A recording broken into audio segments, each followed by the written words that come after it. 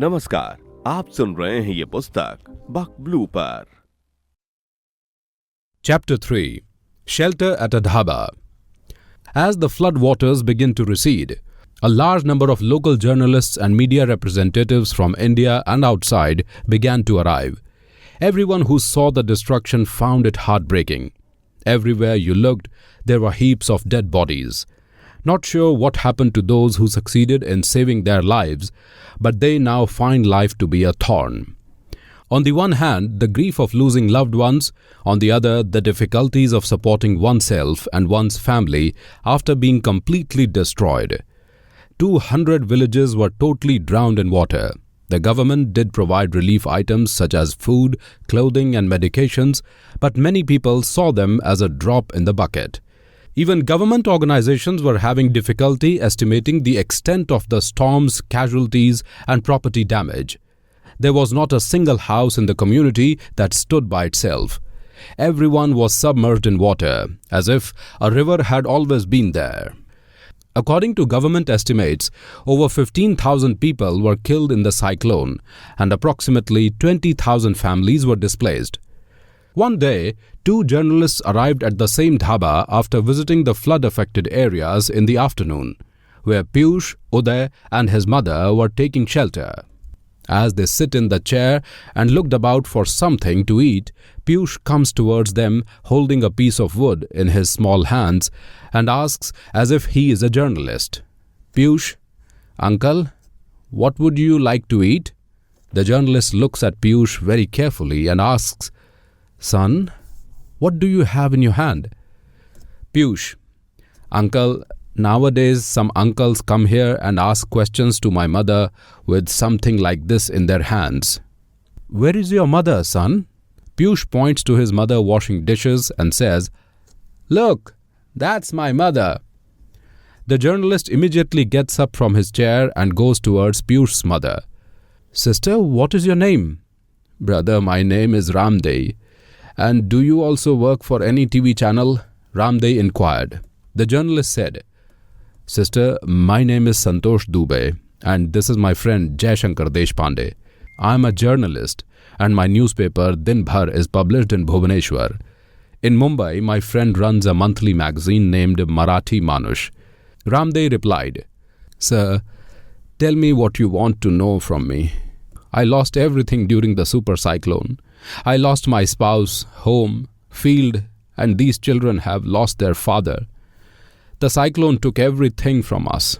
Now I don't even have a place left to hide my head."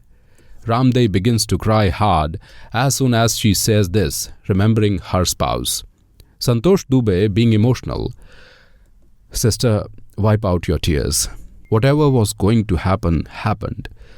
Thousands of people have lost their loved ones. Who knows how many children were orphaned in this cyclone? Only God knows what He wants. Please stop crying, sister." Ramde said, "Brother, bad time was meant to come to life, so they came. However, time has taken my husband from me. Now, how am I going to raise these children by myself? How will I provide them 2 meals per day and their education? Nobody has an answer to these questions except consolation." After thinking something, Santosh Dubey asked, "Can you work for my newspaper? I will provide you with a place to live and a job where you can prepare 2 meals per day and provide excellent care for these children. You will not encounter any troubles. You will also be able to properly educate your children." Ramde asks doubtfully, "Why are you doing so much for us, sir? Along with work, you are also arranging for our stay and food. Nowadays, even a close relative does not do this much, as much you are doing." Santosh Dubey, with tears in his eyes, exclaims, "Sister, I also had a 7-year-old son who looked just like Piyush. However, he is no longer present in this world. Seeing Piyush reminded me of him. He says that my son Madhav went on a school picnic 2 years ago, but did not return. The school reported that while playing near the waterfall, his foot slipped and he drowned on the spot. I wanted to make him a journalist like me. I imagined that as he grew older, he would take over my printing press and newspaper. When I saw Piyush carrying a wooden microphone like a journalist, it reminded me of my son. He used to play this way with me as well. I can't bring Madhav back into this world, but I can certainly make Piyush Madhav. I can make my aspirations come true as Piyush. But I need your help with this. If you allow, I would like to adopt Piyush. I would like to shape his future. All of this will be documented legally, but he will remain your son. I will just be a means to make his life. Piyush's mother, Ramde, is afraid and says it loudly. Sir, are you negotiating with me for my Piyush in exchange for a job, food and shelter? I will raise him, but I will not give you my son. It's good to have high aspirations, sir. My only support is my children. I cannot live without them. Thank you so much for your thoughtfulness. I considered you my sister. Piyush is and always will be your son. I mentioned adopting him officially solely to persuade you, not to seize Piyush. When I came here, he addressed me as uncle. I can secure his future by becoming his uncle throughout his life. Okay, if you disagree with what I have said, there's no need for me to formally adopt him as my son. But don't get me wrong, sister. Santosh responded to Ramde.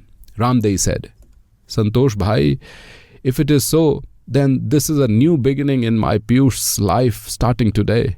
Please forgive your younger sister if I have offended you. People like you are extremely rare in this world. I must have done some good deeds. That is why I met you today. Ramde calls Piyush and asks him to touch uncle's feet.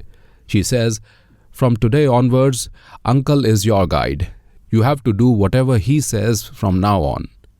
On one side, the owner of the dhaba was listening to Ramde and Santosh conversation and approached them saying, if God grabs something, he also gives it back. Sister, you lost your husband and family in this terrible cyclone, but God has given you a brother today.